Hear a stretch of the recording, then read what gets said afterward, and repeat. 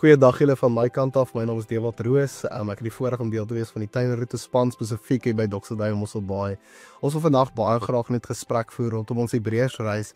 Net 'n bietjie eintlik 'n oorsig oor waarmee ons besig is, waar ons begin het, spesifiek oor die jaartema ook, His Glory, Our Story. En hierdie Hebreërsreis het spesifiek net vir ons eintlik gedagtes gegee, maar temas gegee oor wat ons regtig kon leer oor wat beteken His Glory, sodat dit eintlik 'n aanvullend kan wees met wat beteken dit, wat is die implikasie daarvan vir my story. En ek weet nie maar jy dalk kan nie vir ons verder net inlei in die gesprek in. Ja, dankie Dewald. So ek is Mariette Skutte en ek verteenwoordig ons Hebrews Girls. Nou soos wat julle weet, het ons journey groepe by al ons kampusse en kom die dames ook so bymekaar in die boek van Hebreërs ingedelf vir die jaar. Ons het prayer buddies gehad wat weekliks bymekaar gekom het en saam gebid het. En Dewald, dit het werklik waar so groot impak, nie net in ons lewens, maar ook in ons communities, in ons gemeenskappe gehad. So, ja, dit was 'n ongelooflike journey hierdie jaar en dankie dat ons deel daarvan kan wees. Ja, ek dink toe ons laas jaar begin gesels oor die Hebreërsreis en ek het ons dit wel aanvat, het ek regtig gedink ons gaan nou hoofstuk vir hoofstuk deur dit gaan vers vir vers. Ek gedink dit gaan eintlik 'n Bybelstudie wees en ek weet nie dalk het jy dieselfde verwagting gehad, maar Gerard, ek wil eintlik vir jou vra, hoekom het ons besluit om nie hoofstuk vir hoofstuk deur dit te gaan nie, maar eintlik meer tematies oor deur dit te gaan? Ja, Dewald, ek dink is 'n goeie vraag. Goeiedag julle.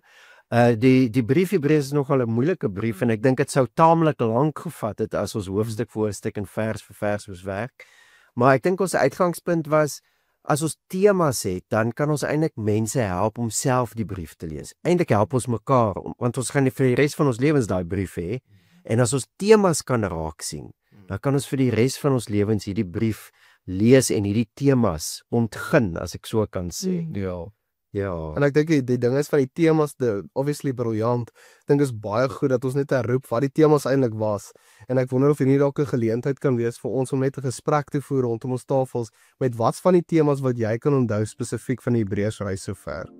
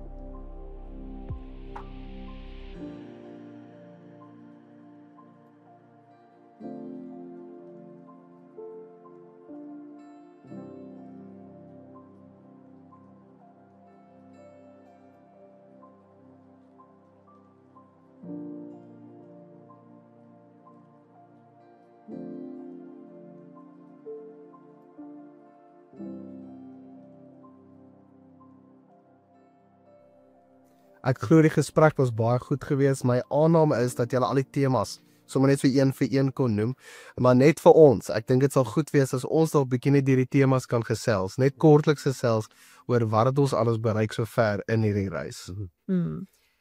Ja, so die eerste ding wat ek onthou ons oor gesels het, way back in sessie 1, was Jesus as koning. Hy is die koning van alles. En onthou julle nog ons het gesels oor die alles boksie. En as dit nie alles is nie, is dit nie alles nie. Nee. So ek onthou daai sessie het my baie diep getref want jy weet Jesus is die een van wie God gesê het, jy is my gesalfde koning, jy is my seun en ek sal vir jou 'n vader wees. Jesus, die gesalfde koning van alles. En saam met die koningskap van Jesus, 'n ander tema wat Hebreërs uitlig is sy hoëpriesterskap. Hy het 'n offer gebring en eens en vir altyd daai offer in die hemel gebring vir die Vader in die allerheiligste, 'n volkomme offer. Jesus as koning, Jesus as hoëpriester. En wanneer ons Jesus so sien in Hebreërs, sê hy, dan sien ons God. As ons kyk na Jesus die koning wat sy lewe gee, die hoëpriester wat vir ons, omdat hy medelee met ons het, sy offer present, dan sien ons eintlik die Skepper God, die afdruksel van sy wese, die uitstraling van sy heerlikheid. Ook kan die anders as om te aanbid dan nie.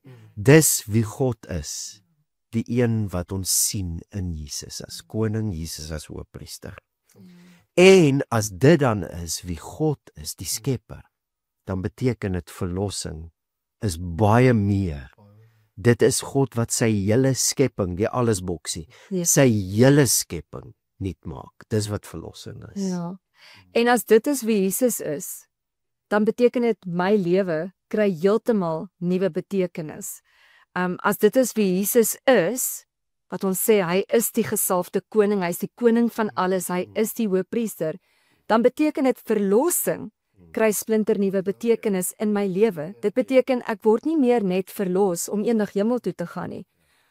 Maar verlossing kry splinter nuwe betekenis. Ja, en ek dink vir my persoonlik ook met die reis, soos ons nou deur dit gesels ook, besef ek eintlik hoe my hele wêreldbeeld totaal en al net verander het. Ja. Jy weet dit was eens my perspektief oor Jesus, my perspektief oor God, oor skepping, oor verlossing, alles, my hele wêreldbeeld het heeltemal verander. Ja. Ja, en saam met die wêreldbeeld is dit dan, wat is realiteit? Realiteit is hemel en aarde, as ons na Jesus kyk. En dis hemel en aarde wat bedoel was om saam te werk, en nou weer saam kan werk, in Jesus, deur dit wat hy bereik het. Ja. En ons dan, soos jy nou gesê het, ons verlossing in daai prentjie, dat is ons deel van 'n mensfamilie, wat 'n hemel-aarde lewe lewe. Ja. En ek dink dit sal goed wees vir ons gesprek dalk om die tafel met, as ons hierdie temas net in gedagte het, dan moet ons osself die vraag vra, dan kan ons vir mekaar vra, wat het Jesus eintlik kom doen? Wat het hy kom doen en wat het hy kom bereik? Ja. So ek dink kom ons gesels 'n bietjie daaroor met hierdie temas in gedagte, wat het Jesus kom doen?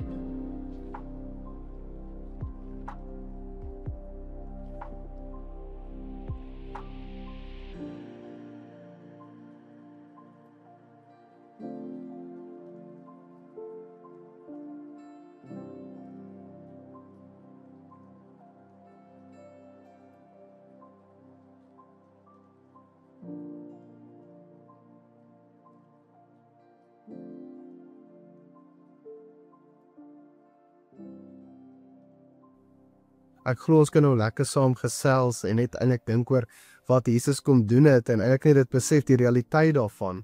En ons wil vandag eintlik spesifiek gesels oor 'n tema wat eintlik al hierdie temas eintlik saamvat.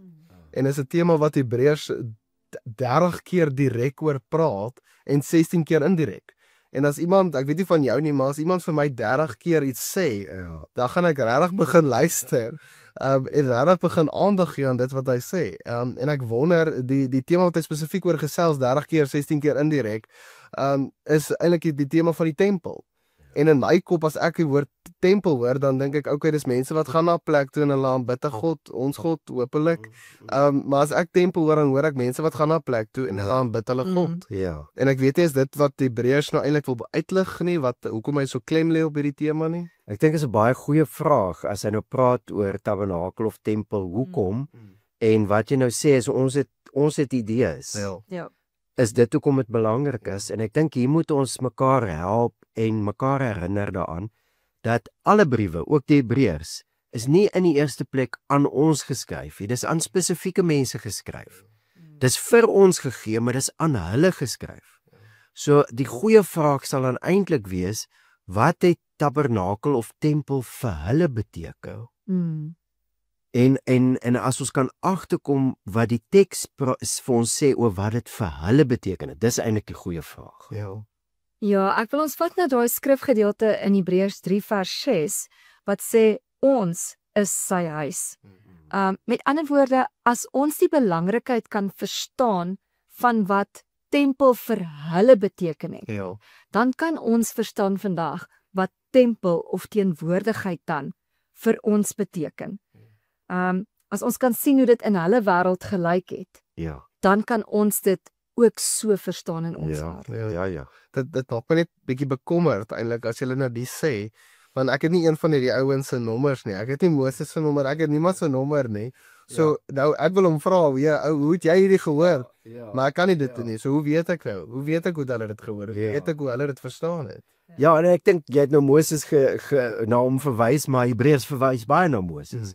So hoe Hebreërs dit doen, hy gaan baie terug na die Ou Testament toe. So ons het eintlik geweldig baie inligting in die Bybel, in die Ou Testament en in die Nuwe Testament oor tabernakel of tempel.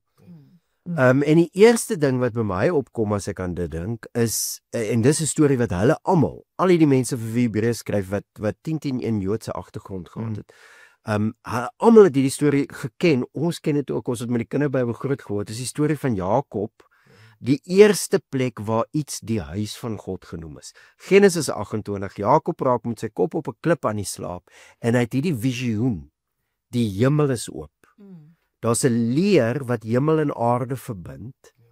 Die Here is teenwoordig en die engele van God gaan op en af op hierdie leer. So daar's 'n verbintenis. En hy skrik wakker en is vir hom nogal 'n skrik. Hy sê dis 'n skrikwekkende plek hierdie. Hy sê dit is niks anders as die huis van God hier. Dis vers 17. Dis die poort van die hemel. So vir hulle het hierdie storie geken. Vir hulle was die huis van God die plek waar God teenwoordig is en waar hemel en aarde aan mekaar verbind.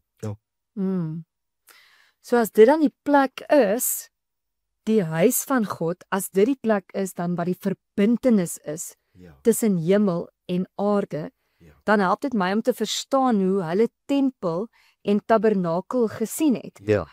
Ek meen eintlik was die tabernakel en die tempel dieselfde ding. Dit was waar die teenwoordigheid van God gebly het. Tabernakel was waar hulle die eerste huis vir God gebou het, toe hy gesê het, bou vir my 'n huis. En dit was toe later die tempel wat hulle in Jerusalem gebou het. Ja. So dit was so wat ek hoor sê is as hulle sê tabernakel, huis van God, plek waar hemel en aarde verbind. Plek waar hemel en aarde verbind. En nou sien iets van die doel daarvan as jy daai storie volg. Want nou lei die Here se teenwoordigheid, die tabernakel wat hulle vir hom gebou het, met die vuur en die wolk lei hulle na die beloofde land. En dan voor die beloofde land is daar vir my baie ek wil sê significant versie. Numeri 14 vers 21, die Engels vertaal hom so, but as truly as I live, all the earth shall be filled with the glory of the Lord. So die Here woon in sy huis wat hulle nou vir hom gebou het. Dis 'n plek waar hemel en aarde verbind, maar dis dat die aarde gevul kan word. Selfs soos jy nou sê die tempel laat in Jerusalem waar hy intrek, dis sodat die aarde gevul kan word met die heerlikheid van die Here. Dis hoe belangrik dit vir hulle was. Hemel en aarde verbind sodat die aarde gevul kan word met die heerlikheid van die Here. Dis die doel van die tempel, selfs daar in Jerusalem gewees.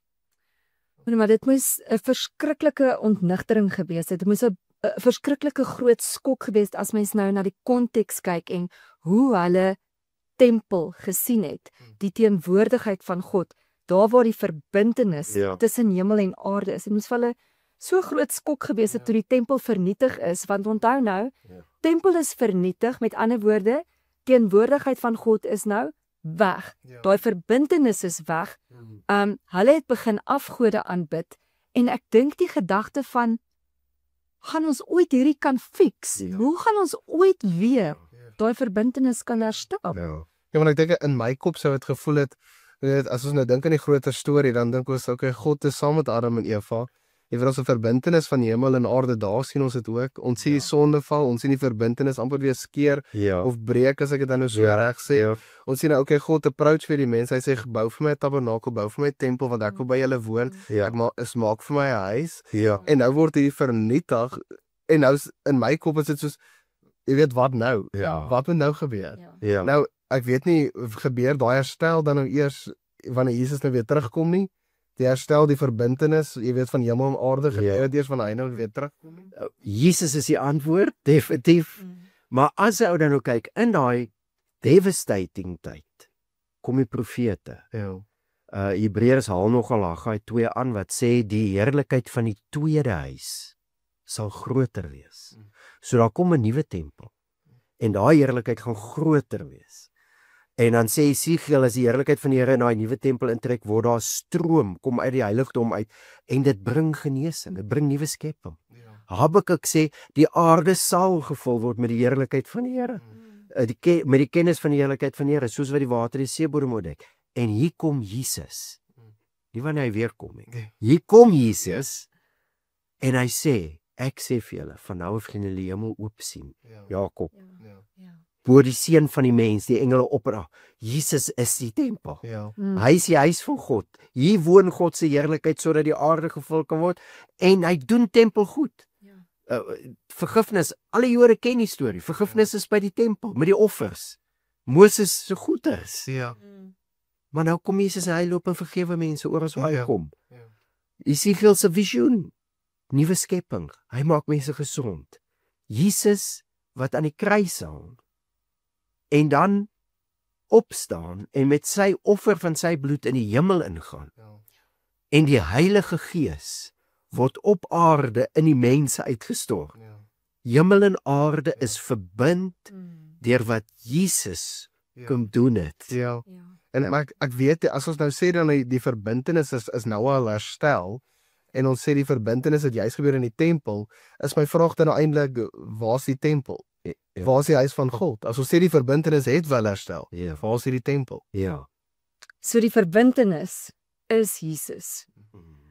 In Christus is hierdie verbintenis herstel en ons as sy tempels lewe nou hierdie hemel-aarde verbintenis. Ek kan nie anderste as om anders na my lewe te kyk as gevolg daarvan nie, want ons word nou die mense, die tempels wat sy teenwoordigheid huisves. Jesus het oorwin, hy is die koning en hy het vir God 'n huis gebou. En ons is sy huis. Ekskuus, dit laat my dink aan 'n liedjie wat ons gesing het van so weet jy nie is miskien moes ons eintlik gesing het weet jy hoekom en hoe. Ja, maar as ons nou sê ons is die tempel, dan maak jy die hemel-aarde engagement weer vir my sin. Ja. Dit maak dit vir my, ek wil amper sê dit maak dit vir my moontlik. Ja. Maar ek dink en ons wil verder gesels oor hoe dit lyk in praktyk nou, wat is die implikasie van hierdie woord op ons lewens. Maar dis 'n magtige woord hierdie.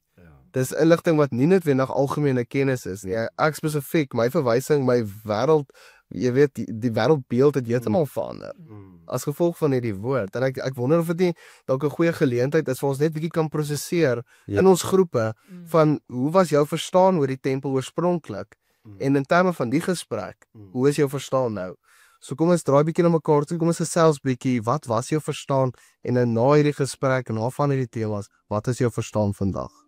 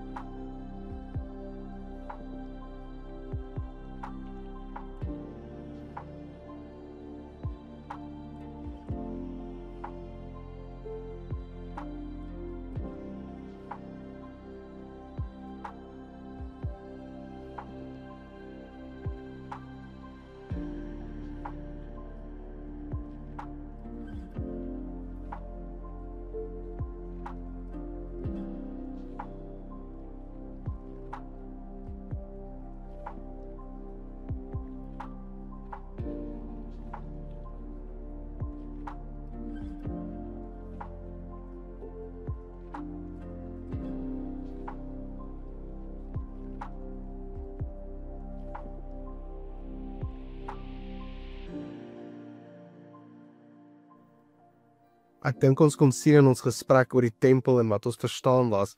Ek dink van ons dalk het ons parallel geloop met hierdie woord in die sin van ons het reeds die verstaan gehad oor die tempel.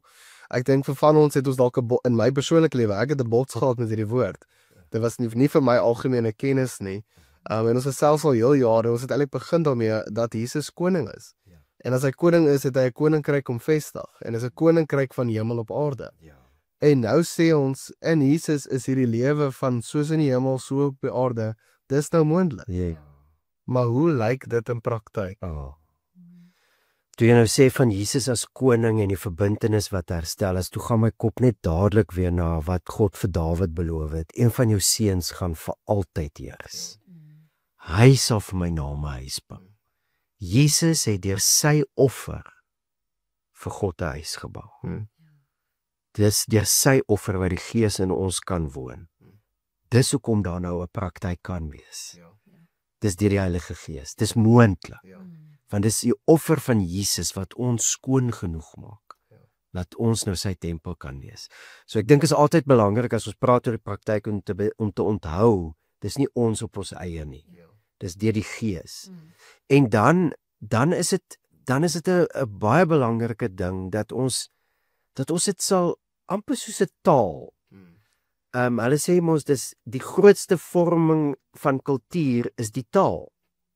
So as jy amper hierdie hemel-aarde taal kan leer praat, soos in die hemel so op die aarde, ons split nie meer nie. Dis soos twee kante van een muntstuk. Ons het een lewe, ons engage met hemel en aarde. En ons gaan nou kyk na 'n paar praktiese voorbeelde uit die Hebreërs uit, maar dis wat ons elke keer gaan sien. Ons skei nie meer nie. In Doxa praat ons van intimiteit, engagement met die hemel, integriteit, engagement met die aarde, maar dis nie twee goed nie. Dis een muntstuk, twee kante, maar dis een muntstuk. Ons kan nie meer skei nie. En ek dink dis belangrik om te onthou as ons nou praat en dit gaan ons actually help. Want nou kan aardse engagements is hemelse dinge en vice versa. Ja, goed. Gerard, waar die pennie nou vir my gedrop het, is as ek dink wanneer ek die woord lees. Die woord is 'n hemelse engagement, Ja. maar om te lees Ja. is 'n fisiese en 'n aardse engagement. Ja. So wanneer ek die woord lees, engage ek die hemelse, Ja. maar met 'n aardse aksie. Ja. En vice versa, wanneer die woord na my toe kom, Ja. wat 'n hemelse is, Ja. en ek engage daarmee, gebeur daar iets in daai verbintenis. Ja. So, is daar nie daai vers in Hebreërs 12? Ja, ja, wat hy sê, moet hom nou nie afwys wat uit die hemel met julle praat. Ja, so die woord is uit die hemel. Ja. Ja. Ja. So, dit is eintlik dan 'n fisiese engagement met die hemelse en vice versa. En dit is hoekom jy nie hierdie twee van mekaar kan Kan skei. skei nie. En as jy nou dit sê, you're taking us to church. Dis wat kerkwees is. Dis 'n hemelse engagement. Ons kom by mekaar, is dit ons luister na die boodskap, ons worship, alles. Ja. Alles. Alles van kerk is hemelse engagement. En ek dink gou net so 'n bietjie, nê, want nou ons gesels en dit lyk vir my dit is die plek waar ons perspektiewe die meeste groei. Verander, is in gesprekke. Maar Hebreërs sê dis die woord wat kragtig is. Maar dis ons wat met mekaar praat. Hebreërs sê dis soos reën. Dis 'n hemelse engagement, maar dis ons wat met mekaar praat en hier verander my perspektief. My saamwees saam met gelowiges in gesprek. So fisiese is jy kan nie die twee skei nie. Ja. Ja. Nog een van daai voorbeelde uit Hebreërs uit is die generosity, die mededeelsaamheid Ja. van God. Ek meen, dit is eerstens 'n hemelse engagement want hy het homself kom gee Ja. vir ons. Hy Fisies. was die offer gewees. En toe, wat doen ons? Ons respond, nou kan ons mededeelsaam wees. Ja. So ons kan die hemelse engage met ons fisiese mededeelsaamheid. En so vestig hy hemel op aarde. Dis fantasties as ou daaroor dink, né? En dan maak dit sin dat Hebreërs 13 sê, moenie die mededeelsaamheid vergeet nie, want God het 'n behaag in sulke offers. Dis 'n offer. Dis 'n tempelaktiwiteit, maar ek doen dit vir iemand. Ja, fisies. Ek verbrand nie my wat ook al daarop ek gee hier vir iemand of ek is hier betrokke of ek is hier gasvry. Dis fisies, maar dis hemel. Dis so hemels, ja. Dis die verbintenis, ja. En ek dink die belangrikheid daarvan van alles waar ons eintlik gesels, al die temas definitief maar spesifiek vandag. Net omdat ons hierdie kennis het, beteken nie nou alles wat ons gaan doen gaan voel so 'n stukkie engagement en dit gaan ook nie beteken dat in ons kop het ons heeltyd die praktyk van dit in nie. Dit gaan daartoe. Definitief. Dis waar ons wil beweeg. Natuurlik wil ons daartoe. Ja. Maar dit is 'n proses. Proses. En ek dink as jy daai grace amper met jouself kan hê. Om te sê ek leer hierdie woord en ek laat toe dat hierdie woord my transformeer. Ek laat toe dat hierdie hemelse engagement my aardse engagement word. En toe dit saam in gesprekke definitief.